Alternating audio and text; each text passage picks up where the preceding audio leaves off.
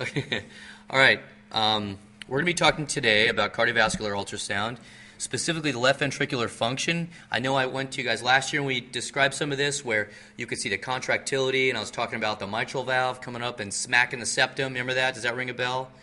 That's probably the only thing you remember. That's cool. No problem there. But we're going to review that. We're going to talk about color flow Doppler across the mitral valve in both the parasternal long and an apical four-chamber. And we're going to learn how to measure the left ventricular outflow tract diameter, combine that value with the velocity time integral of flow across the aortic valve, and that will give us cardiac output. So we're going to talk about hemodynamics, and then we're going to talk about how the carotid intimomedial thickness is a surrogate marker for multivessel coronary artery and artery disease, and also for strokes. And then finally, we're going to go over lower extremity venous compression ultrasound to rule out blood clots in the legs. So recall that last year when I came to you, we talked about the different locations to point the probe, and the one way is here against the parasternal long axis. This is where, as its name suggests, parasternal, para means next to, sternum. You place it right along the edge of the sternum and you aim the indicator down towards the patient's left, somewhere between if their arm was at their side, it would be their left elbow or their left hip, in this kind of direction this way. And then the apical four-chamber view, where we place the probe right on top of the point of maximal impulse, or PMI, and then we shoot the sound right down through the apex into the heart with the indicator towards the patient's right. We're not going to be talking about the subxiphoid view in this talk. We will in the future, but not for this specific talk. Now, in the parasternal long axis, you're going to place the probe along its longest axis. Okay? Notice I'm not saying, show me a sagittal view of the heart or a transverse view of the heart. I don't say that because the heart runs in an oblique plane. It runs in a sort of a cattywampus plane across the body. So that's why we describe it in terms of its axis rather than its plane. We say parasternal long axis, or we'll say parasternal short axis sometimes if we turn it the other way. But it looks like this. We have the indicator down towards the patient's left elbow if their arm is at their side. That's probably the best way to describe it. And what you see when you do that is very superficially here, very anteriorly, we see the right ventricle. Okay, so the right ventricle, it's amazing how close it is to the skin line, and how that's a little chink in our armor as human beings, where if we had somebody stab us there, or maybe it was a stingray that we're swimming with could get us there in the in that sort of parasternal fourth, fifth intercostal space. That's where you put the probe in order to see the heart, because it comes so close to the chest wall. In this view, in this long axis, with a three-chambered view, we see the right ventricle up here anteriorly. Then we see the left ventricle down here, and the left atrium is over here. So the blood's coming from this left atrium. It's going through the mitral valve into the left ventricle. As the left ventricle squeezes, it goes out the left ventricular outflow tract, and then to the aorta, and then to the rest of the body. Now, it looks a little something like this during systole and diastole. Here it is again, the left atrium, our left ventricle, and then our aortic outflow tract. And you can make out this mitral valve. It's a bicuspid valve. We see the anterior leaflet right here. We can see as it makes its way up towards the interventricular septum, which is right here. And ideally, you should see that anterior septal leaflet of the mitral valve come up and smack that interventricular septum.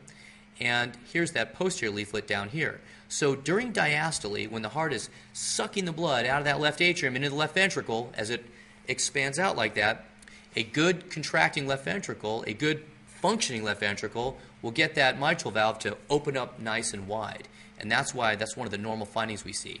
The other thing we look for in normal contractility is this interventricular septum right here. We like to see that come towards that posterior wall, and vice versa. We like to see these two things squeeze together, and that's another sign that there's good contractility.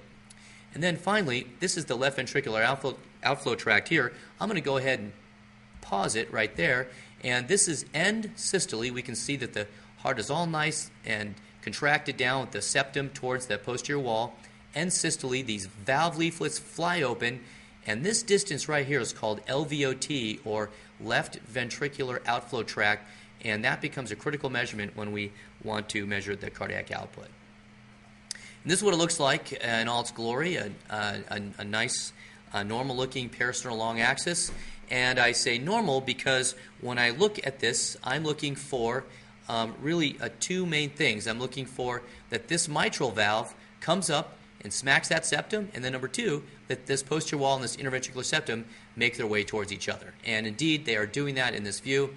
And so what I do clinically is if I have a patient who's got hypotension, okay, I am trying to resuscitate them, and I break hypotensive patients down into, do I give them fluids? So if a person comes in my ER, their blood pressure is 70/40, how do I get their blood pressure back up? I can give them fluids. That's kind of my knee-jerk response. And if I saw a normal functioning left ventricle like this, yeah, I could safely give this person fluids. And that would probably fix their hypotension. But instead, if I saw a weakly functioning left ventricle, if I gave that person fluids, well, then I could be in trouble because that fluid, if that heart is too weakly functioning, it can't handle that fluid that I'm giving it, and the fluid starts to back up in the lungs, and the patient can go into pulmonary edema with congestive heart failure, and that's what that means. And so in those patients, you got to be very gingerly with the fluids, and you want to give them another type of medication to help their heart contract better, an inotropic medication. One example is dobutamine. Now this is just a sort of schematic diagram laid over the peristernal long axis to show you kind of where the chambers are, where the leaflets are, and sort of the idea there. Now, we're going to look at these next few hearts, and I want you to tell me, do I give this patient fluids or inotropic medicine when I see this heart? Right off the bat, you guessed it, inotropic medicine. How do I know that? Well, I'm going to first look over there at that mitral valve. Is it smacking the septum? Nope. And then I'm going to come over here to that posterior wall and the interventricular septum. Are those two things coming together? Nope. So this person, if I gave them fluids, it could back up in their lungs, and I have to be very careful here.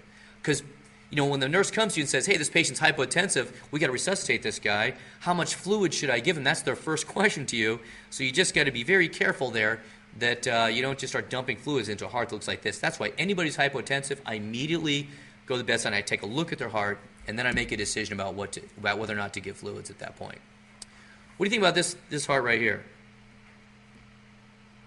First question that comes to my mind, I look at this heart, I look down at the patient, and I'm like, are they dead?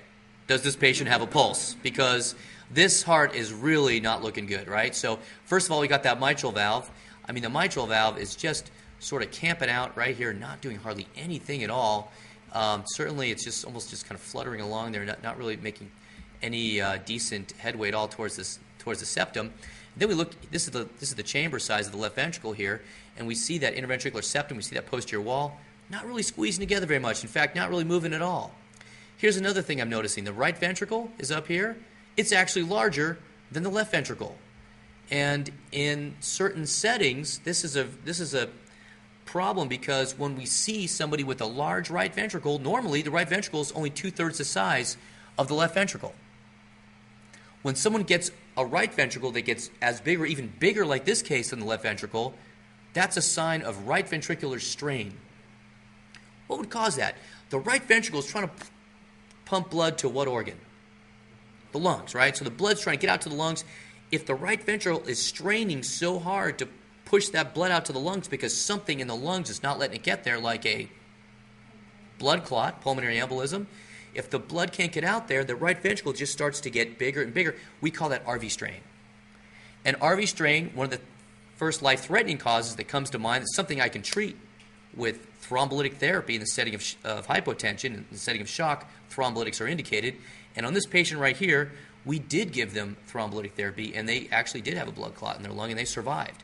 Another thing that can cause RV strain is pulmonary hypertension.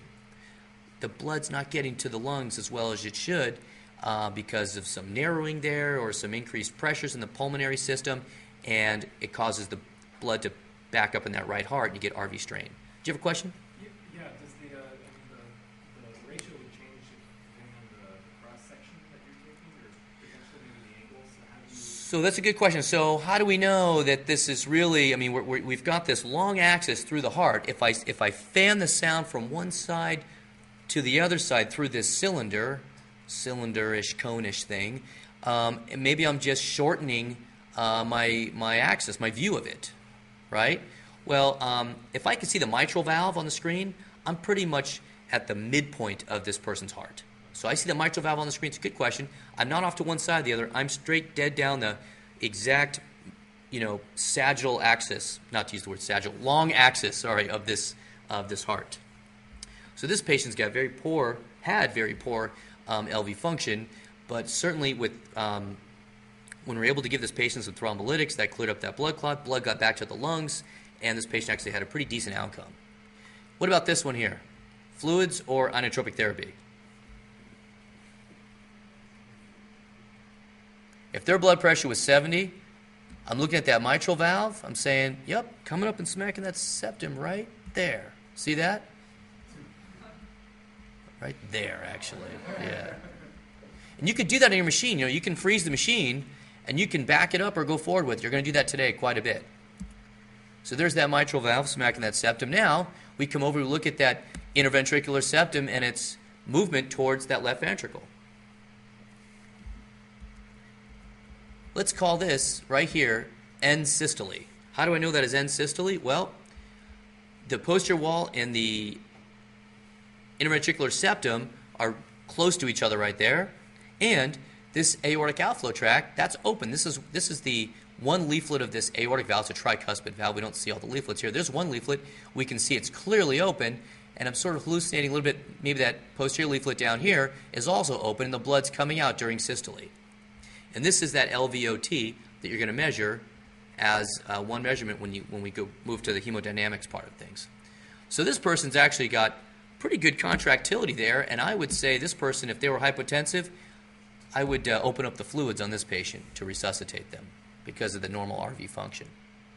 And by the way, I kind of paused it at the end of systole and the end of diastole. The end of diastole is right here, somewhere around here, okay? See how the chamber size is the largest there? So one thing you can do, if you want to take the time to do it, you can actually measure the left ventricle at the end of diastole, and you can drop some calipers, we call discs, through there. There's several ways to do it, but you can imagine you could trace the area of the left ventricle cone at the end of diastole, do the same thing at the end of systole, and the machine will calculate the ejection fraction as an actual number.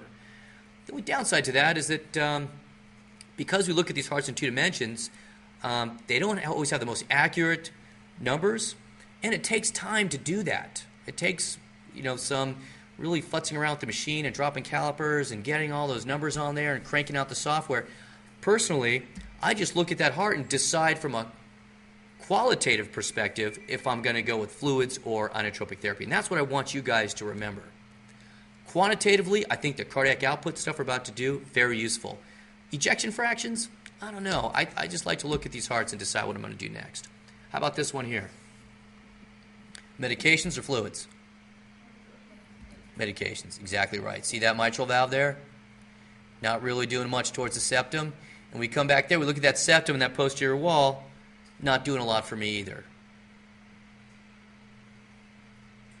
Not a lot of delta in that chamber size between end systole and end diastole. You guys think about this?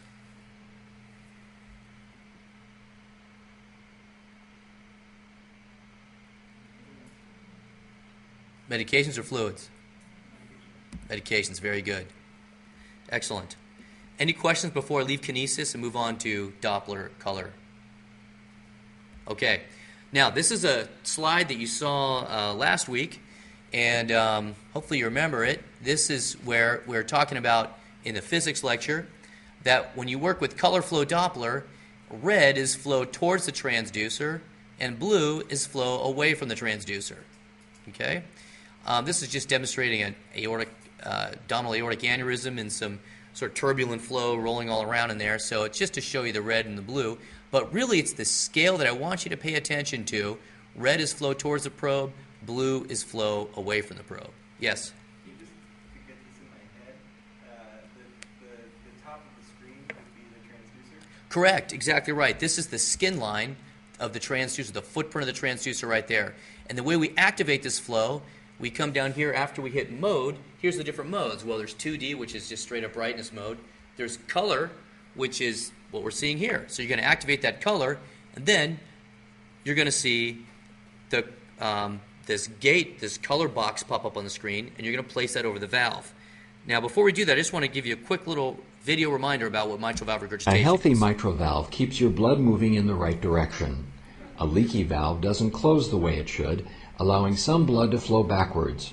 Your heart becomes less efficient, and if left untreated, a leaky valve could lead to heart failure. So we see this, this is the parasternal long axis, and we see this color box placed, or sampling box placed over the mitral valve. And here the mitral valve is actually closed, and there's a red jet squirting backwards in this direction, which tells us that there's some mitral valve regurgitation going on here. And now, one of the problems with measuring color flow across the mitral valve and the parasternal long axis is that this is not the best spot to do it. It's better to do it in the apical fourth chamber, which I'll get to in a minute. The reason the parasternal long is not the best place to do this is because the mitral valve is really perpendicular at this location to the transducer. And remember from the physics thing last week that cosine of theta is in the numerator of the Doppler equation. And so whenever the red blood cells are coming along, when they get right underneath the probe or 90 degrees to the probe, you get cosine of 90 in the numerator. That's 0 in the numerator, and you get loss of the Doppler signal. You're going to hear me come back to that over and over again. But that's why you could drop the gate there, and they do it right here, and it shows some flow going the wrong direction across that valve. But what they've done is they've actually steered that gate just slightly off 90 degrees. And that's a little bit of a fancy adjustment you could do on the machine, but we're going to learn that throughout this year. Now we're going to switch to the apical four-chamber view. This is probably the hardest view of the heart to get, the most challenging, requires a lot of patient positioning. It's particularly difficult in women with large breasts because you got to move their breast out of the way to get to this little view here. So this is one you're going to struggle with to obtain, but it's the one that gives you the most bang for your buck. So you're going to place that transducer just inferior to where sort of the nipple line is and lateral in that area down there by the nipple. And you're going to have the indicator to the patient's right. And basically, because you're placing the transducer right on the patient's PMI, remember during physical exam skills, you'd roll the patient left lateral decubitus, you could wedge a pillow under the right shoulder. That brings the heart to the chest wall. That's exactly what you're going to do here every time you do an apical four-chamber view. Okay? You're going to roll the patient left lateral decubitus, stick a pillow under the right shoulder, and then you're going to put the probe right on their PMI. Okay? And what you're going to see when you do that is at the very top of the screen, the skin line, with the probe's footprints on the skin line, you're going to see the apex. And then the sound is shooting straight down the barrel of the gun that is the heart. Okay? And it's a great way to see that the RV is about 2/3 the size of the LV. It's a nice way to kind of gauge chamber size, the overall function of the heart, the atria, the valves. It's a cool view. And this is a schematic of that apical four-chamber view. And just think about our probe being right up here, and that sector of sound is coming out like this, apex of the heart being here. And if we were to put color here, here's the left atrium, here's the left ventricle, right atrium. Remember, the indicator is to the patient's right, which makes this the right side of the heart. Left atrium, the blood is flowing from the left atrium into the left ventricle. And if we were to put that color flow signal along here, well, red would be flowing towards the probe, and blue would be flowing away from the probe. That's the idea. So keep that in mind as we go through this stuff. By the way, the aortic valve is like snudged right up in here. We're going to get to that in a minute. But that's where the aortic valve is. So once it's coming out of this, during systole, it's being pumped out of this LV, assuming there's not much mitral valve regurgitation. In other words, the blood is not going this way, but it's going right down into this little area that's off out of the plane of view. It's a little bit more anterior out of the plane of view, and that's where the aortic valve is. Fourth view, you want to have the indicator here towards the patient's right again. You're sort of right underneath that left nipple, aiming towards the spine. And that view there will get you the heart on the screen to stand straight up with the septum standing top to bottom. That's the septum there. This is the left ventricle, right. So this is what it looks like when you This is sort of an average view here. I wouldn't say it's extra pretty. I would say it's not too ugly or fuzzy. It's probably about the average view that you see.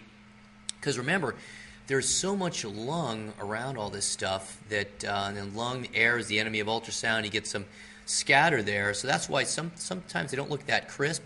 And the larger that the lung fields these patients have, so the patients who have COPD or expanded lung fields, you're going to struggle extra hard trying to get these views. Okay? In the models upstairs, I'd say pretty much all of them have pretty decent apical 4 chambers. Last Tuesday, we had one person really struggled to get her apical 4, but everybody else upstairs today seems to be pretty decent at that. Notice once in a while we see that aortic valve pop in there.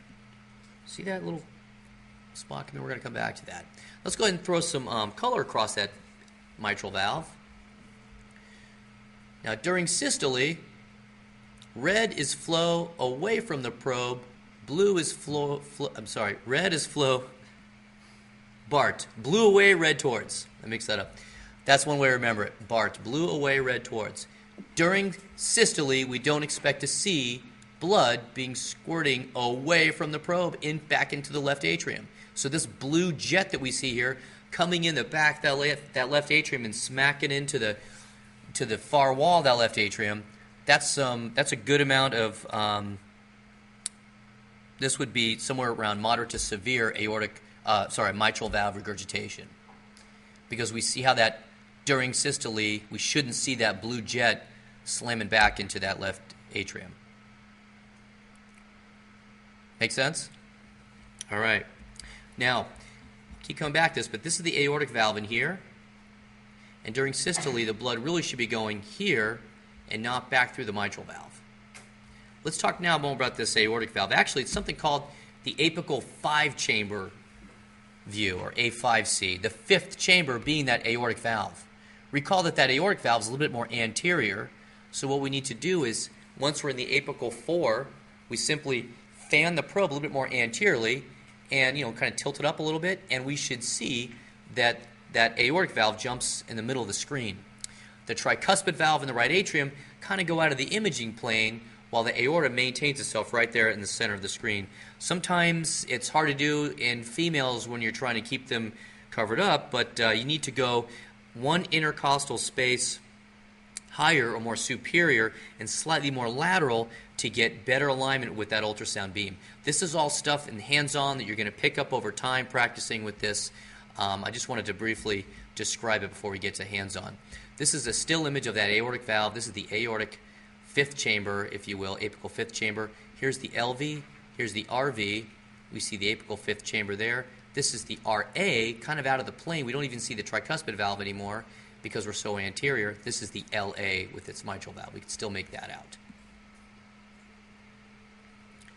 This is what it looks like when we have it really nice. Apical 5th chamber. There's the aortic valve right there. See that? Where my arrow is? I'll get it out of the way. And over here, BART, blue away, red towards. Okay? We've got the transducer up here along that apex.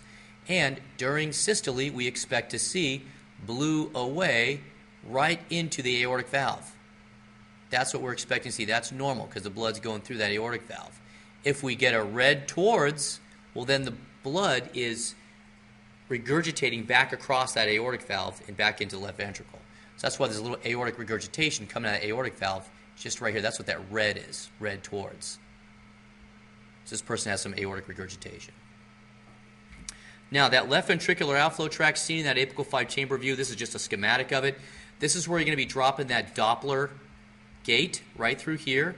And somewhere along that gate, you'll see that little TIE fighter looking thing.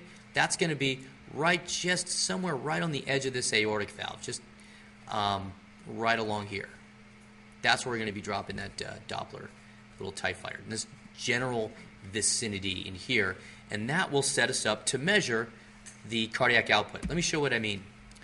So to measure the cardiac output, the first thing you do is you measure the diameter of the left ventricular outflow tract.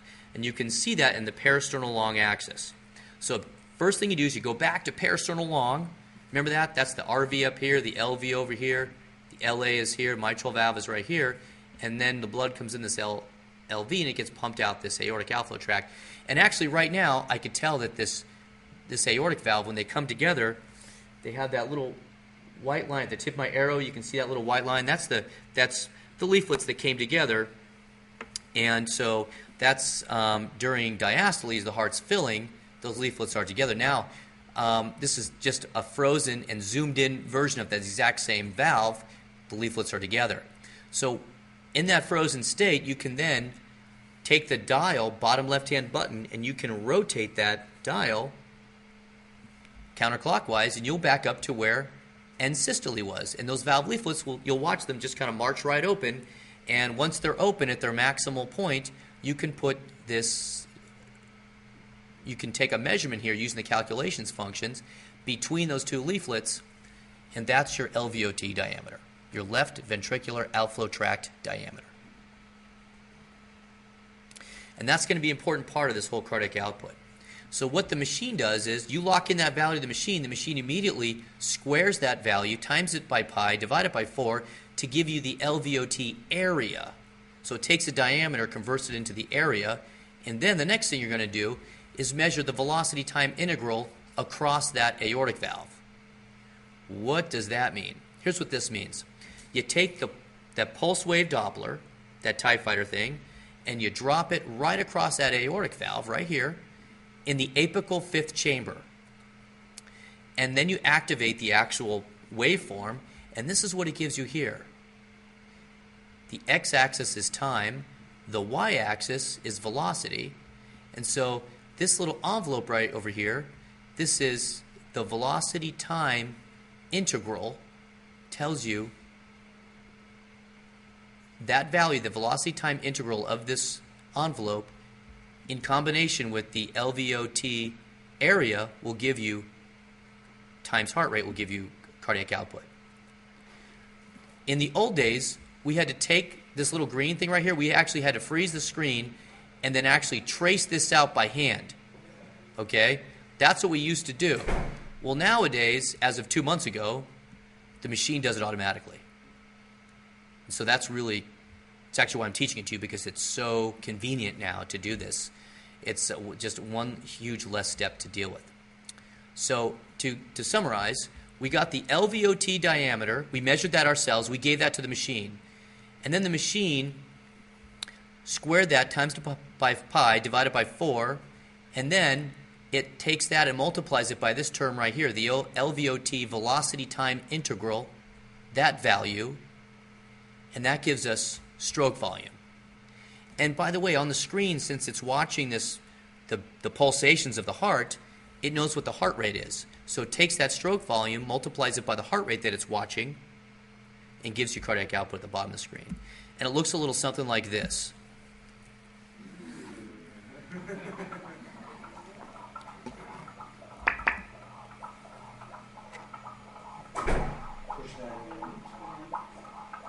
think your probe's moving a little bit. That's the idea. So you measure that diameter first. So that's Eric Mervis. He's one of our residents in the emergency department, and when I first saw him do this, I thought, wow, does he just have really wide spaced nipples? Because look how far apart the probe is from his nipple. But he doesn't. I looked for a web neck and other signs of chromosomal abnormality. He doesn't. All he has here is, it's because he's standing up. And the heart shifted in his chest cavity a little more medially. This is why when we do this on the patients, we lay them flat and we roll them left lateral decubitus, and that makes the PMI somewhere over here. That's where he'd be putting the probe. But I just wanted to point this out. So, and he's a really good sport about stuff like that, so I'm sure he wouldn't mind that I stuck that up there. Any questions about that kind of stuff? Yes? So you have parabolic flow coming out, so when you do the gating, how large can you take the gate? Because depending on where you are, you're going to have completely skewed. Yeah, so there's a sampling gate that you can make wider or skinnier, okay? And that's a good question. I've been messing with that sampling gate. What he's asking about, that little TIE fighter, you can spread out its wings, if you will, further apart or more narrow, depending where, and that changes your waveform quite a bit. So that's something we got to mess around with. I'm not sure. This is all brand new stuff, so I don't know the exact answer to your question. Anything else about hemodynamics before we move on to a completely different topic? Cool. Carotid arteries are the wall of the carotid artery, the intimal medial thickness of the carotid is a surrogate marker for all of the vasculature in the body. What do I mean by that? A surrogate marker, we use these things in medicine all the time. Like when someone's having chest pain, they're having a heart attack in my ER, I check their blood for the surrogate marker of troponin, because that spills out of the heart when they're having cardiac ischemia, and I can check that as a surrogate marker, rather than having to immediately do, percutaneous coronary angiography right there at the bedside.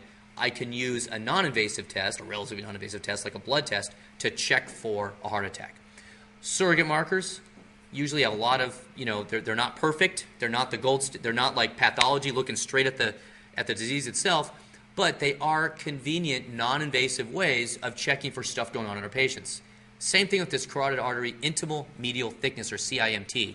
Basically, you have, during atherogenesis, the intima and the media are both involved in the anatomical progression of these lesions. The intimal thickness itself you get fibromuscular hyperplasia there during aging naturally, but the medial thickness, you get some smooth muscle hypertrophy there actually when you have long-standing hypertension. And then there's a plaque. You can always have a plaque between these layers, and that's what's causing the narrowing and everything. So, so just age itself and hypertension can also be an indicator here of intimal medial thickness going on. So the idea is if we can identify it before it becomes, really thick, then we can gauge the person for certain types of medication, anti-lipid, antihypertensive therapy, stuff like that. We can put them in a risk category. And so that's what this trial did a few years ago. They took 7,200 women and 5,500 men aged 45 to 64 years who were free of coronary heart disease at baseline. And then they monitored their CIMTs, their carotid intimal medial thicknesses, over 5.2 years, and they used, as an endpoint, they used death or heart attacks. And basically, if you had a CIMT greater than 1.0, whether you're male or female, you ended up in a very high risk category for having an event, a serious event. And so that's sort of a cutoff. 1.0 millimeters of intimal medial thickness puts your patient at a high risk for having not only a heart attack or sudden death, but also a stroke, as this other arm of the study showed. So we get to that magic number again, 1.0, and males, females both, high risk for strokes. And so that's what it means to be a surrogate marker, the CIMT. And primary care doctors can use this information. They can put it into a risk stratification pathway like this, or algorithm, and they can decide if they're going to put them on a certain type of anti-lipid agent and a certain type of antihypertensive and watch these people over time. Now, historically, it's been difficult to get serial CIMT measurements because these patients are just sort of, it's hard to logistically do that. Like they get lost to follow-up, they don't keep their appointments. You got to get these people in to see a sonographer on a regular basis. Sonographers, it's expensive, this kind of stuff. It ends up costing, it's just logistically hard to do. And so that's why CIMT, while it has some good data behind it, it hasn't really taken off the way people thought it would because logistically it's been difficult to do. But now that the machines are in your hands, okay, the clinician's hands, if you're going to primary care, this is another great potential use here. You can use it to risk stratify your patients and help direct therapy there. So that's kind of the idea going on with this. How do you do it? Well, here's the carotid artery, okay? You've got the feet down here and you've got the head up here. And as the blood is flown up towards the brain, it gets to this bulb and then it bifurcates into the internal carotid and the external carotid. These areas are hard to visualize, especially with the longer footprint transducer, but this area down here, just distal to the bulb, very reliably seen in all individuals regardless of the transducer. So some people have really short footprint transducers, others have we have the really long L38. Even with L38, actually with the L38 we get great views along the entire carotid and part of the bulb. And so what you're going to do is you're going to come down to this posterior wall, okay, or far wall. We call that the far wall. Why do we say that? This is near, this is skin line, and this is looking distally down here. This is far, and so we're going to use the far wall, okay? Because check it out. It turns out that when blood goes through, when sound goes through blood, blood is a low attenuating structure. Think back to the physics talk, right? Low attenuation, sound loves to travel through fluid. That's why we use the lumen of the carotid, if you will, as a window to better visualize structures posterior to it, specifically its posterior wall of the medial intimal layer of the carotid artery. That's why we measure on the far wall down here and not the near wall up here, because we use the carotid blood as a nice echogenic window because it's low attenuating, and that's why everything back here looks so darn hyperechoic. Make sense? So this is the intimal layer, this is the medial layer down here, and that thickness that you see there, that's the intimal layer, intimal medial thickness that you're going to measure. And hopefully for your patient's sake, it's not more than, it's less than a millimeter. And we can see another example down here. And this is how you place the probe. You place it here in the long axis like this down the patient's neck. CIMT. Any questions before we change gears one final time? Just something to introduce you to. And when we look today on the models, it's just a linear echo. You can't even see a separation because everybody's so young and healthy, okay? But when you take this with you somewhere, this machine, out to preceptorships or who knows where, clinics, wards, on older patients, you will start to see these thicknesses come off the screen. Question? How did you say the machine measures this? How do you... Oh, so you basically measure it yourself. You're going to look. I just threw we threw these lines on here just so you could visualize it better. But you measure it. You're going to drop. You're going to zoom in on the structure here. You're going to drop a caliper along that layer there. You just put one caliper there, one caliper down there. You just measure the thickness of it, the hypoechoic part. Changing gears now to DVT. Now, if a patient comes in with leg swelling, I'm really worried that they could have a blood clot in their femoral or popliteal system, causing that leg to swell out. Okay? What puts patients at risk for blood clots? Well, it could be venous stasis. Like you take a long flight somewhere, international flight, your legs are kind of hanging in one spot for a long time, the blood kind of congeals there and a clot can form. Okay? Endothelial injury, like trauma, orthopedic surgery, these things put patients at incredibly high risks for having blood clots. Okay? What else? What's Virchow's triad? What's the third part of the triad? So it's endothelial injury, hypercoagulability. That's the third one. Very good. So people who have naturally hypercoagulable blood because of a factor deficiency, protein CRH deficiency, those patients are the ones where you hear the story. Totally healthy person, really active triathlete, all of a sudden had a blood clot in their leg. Well, they have a protein CRS deficiency likely causing that. So what's the big deal? So what? You get a blood clot in your leg. Why is it so scary? Because the blood clot can travel up the inferior vena cava, into the right heart and then out the pulmonary artery and then bam, hit the lung and can't go any further, and now the blood can't get to the lung to oxygenate. Patient has a pulmonary embolism and they die. And so that's the danger here with this business. So the way you'd measure it is the way you assess for it is you take that linear probe and you compress in that. I'll show you where. So recall that the superficial and deep femoral arteries lie laterally, and the common femoral vein lies medially. There is a deep femoral vein, but it's of such small caliber that we don't really see it on ultrasound, and therefore it's right down by the femur. It goes really deep, small caliber, not really a clinical relevant vessel. Occasionally there are anatomical variants. I've seen complete duplication of this entire system in several individuals now, just going about the country teaching this stuff. So it's sort of interesting, but most of the time you have the superficial and deep femoral arteries and the common femoral vein. And then it's that common femoral vein that you're going to compress from the area of the inguinal ligament where the great saphenous dumps in all the way down until you can't see it anymore, which is usually about where this adductor canal starts, about halfway down the leg. But then it comes out of that adductor canal and gets behind the knee into the popliteal fossa. And then you can start compressing it again. So When I look at this picture here, I see the superficial femoral artery, the deep femoral artery, those structures that are paired, and the common femoral vein. This is a very typical view, high up proximally in the groin, right near where the saphenous vein dumps in.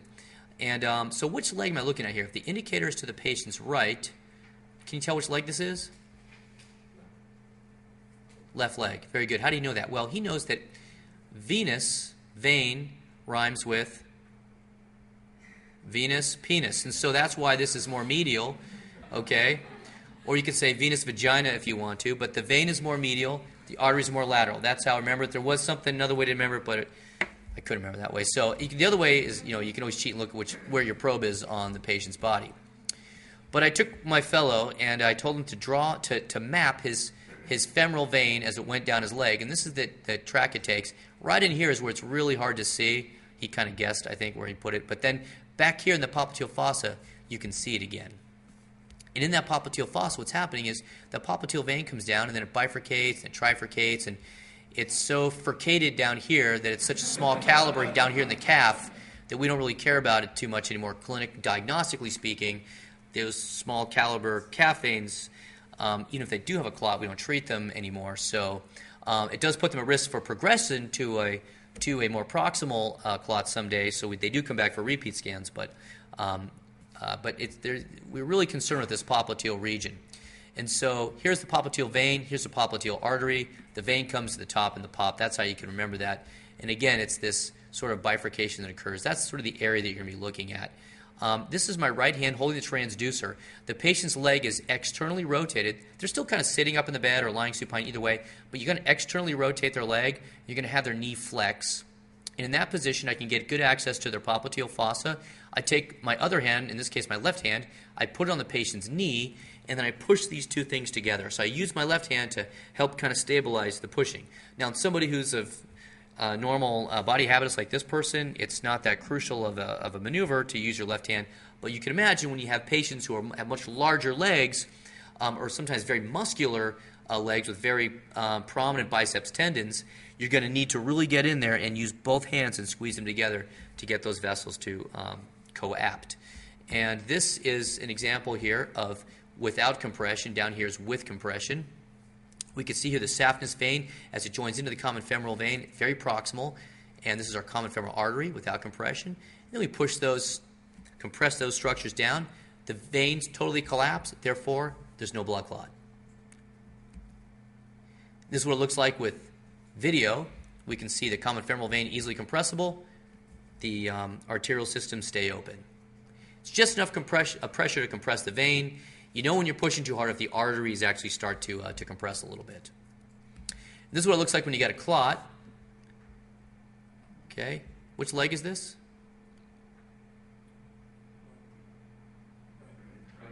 Correct, the right leg, because the vein is here, venous, penis, and this is lateral over here. Okay. So when you do identify a clot, that's great. And you want to record it on video and lock that in and then stop compressing. Okay? You want to show the people around you on the video, on the machines, they all record video. You want to capture the video and show that loop to the people around you, other students, the attending, whoever, the patient. But if you keep compressing that, you could potentially dislodge it, right? So that's why whenever I see one, I get called in the room and everybody's bouncing on this clot. I'm like, whoa, whoa, whoa, stop, everybody, stop. Okay, enough teaching on the patient. Let's go ahead and start treating the patient. Here we are in the pop. Remember that the vein comes to the top in the pop. Here's that popliteal vein up here, popliteal artery. And the vein is easily compressible. There's no clot there. This is what it looks like when there is a clot there. Here's the popliteal artery. We're pushing so hard the artery is actually kind of winking at us there for a second. This is the popliteal vein out here, very dilated with this echogenic thrombus in it. Okay, the vein comes to the top in the pop. Now you're probably wondering to yourself, how far apart do I space these compressions? Do I go every continuous millimeter so I don't miss that little clot in there? Or is it okay to skip every centimeter? And it turns out that clots usually involve multiple segments or whole venous segments, and so it's adequate to go every 1 centimeter between your compressions. Okay, so you can go every 1 centimeter and then compress the vein, and that's okay. There's another technique called augmentation. Augmentation is where you put the probe proximally and then you squeeze the calf distally and you see if there's flow between those two sites. Well, you see if there's flow underneath the probe, and if you see flow augment underneath the probe in that vein, you assume that there's patency between those two sites. And that's the problem. You're making a pretty big assumption there because there's lots of collateral systems that can conduct that flow and pressures in the compartments and stuff that could cause some flow there. So augmentation, while fun to do and occasionally diagnostically helpful, is often misleading and can't be relied upon one way or the other to rule in or out a clot. I like to teach it to medical students because it gets you involved more with Doppler and color, gets you thinking about that, outlines the vasculature, and you'll see it's kind of fun to do today when you go to practice it. You'll squeeze the calf and you'll see a big blush of flow come back either in the pop or the fem. It's kind of fun to do that. So make sure you do that today. One final word before I conclude is that you may not be aware that after hours and on weekends around the country, it's in about 85 to 90% of hospitals, it's actually not possible to get your patient a study, a DVT study, because there's no staffing, there's no ability to do it. And so what do you do in that situation? You have a patient that you think could have a blood clot in their leg. You can't get the study done, and so what you end up doing is, it's after hours at 7 p.m. or it's on the weekends, you end up basically waiting, giving the patient blood thinning agent like Lovenox or heparin, and waiting until the next day when the ultrasound tech comes in to scan the patient. And the problem with that approach is that it keeps the patient all night long in your hospital or your ER unnecessarily, one, and two, the majority of the time these studies are negative, like 90-something% of the time they're negative. And so you anticoagulate somebody unnecessarily, putting them at risk for the complications of being anticoagulated. And so this is going all over the country still. It's amazing that this is happening still. It's so easy to do. Okay, that hemodynamic stuff we were talking about earlier, that's pretty high level stuff right there. This DVT stuff, really straightforward. And so this is one more reason why I am so passionate about teaching medical students ultrasound, is that when these machines are in your hands, when you're in practice, no matter what field you're into, you will always feel confident about your abilities to rule in or out a DVT. Now, today in the hands-on session, I really want you guys to focus on that parasternal long axis and look at the overall LV function. Watch that anterior septal leaflet of that mitral valve come up and smack the septum with each beat. And I want you to see that interventricular septum and the posterior wall squeeze together. And then I want you to throw some color flow across that mitral valve in the apical four-chamber view. I want you guys to measure the left ventricular outflow tract back in the parasternal long, get that LVOT diameter, plug that into the calculations package, switch over to apical 5, drop the Doppler on there, hit the trace, and watch how cardiac output pops up on the screen. I want you all to get that in your hands, march through that during our hands-on. Look at that carotid artery to where that intimal medial layer would be on a non-young person, and then finally get in the groin, get in the pop on your models, do some good compression ultrasound there, and do some augmentation, and watch how easy it is for those vessels to collapse. Any questions? All right, that's it. Thank you.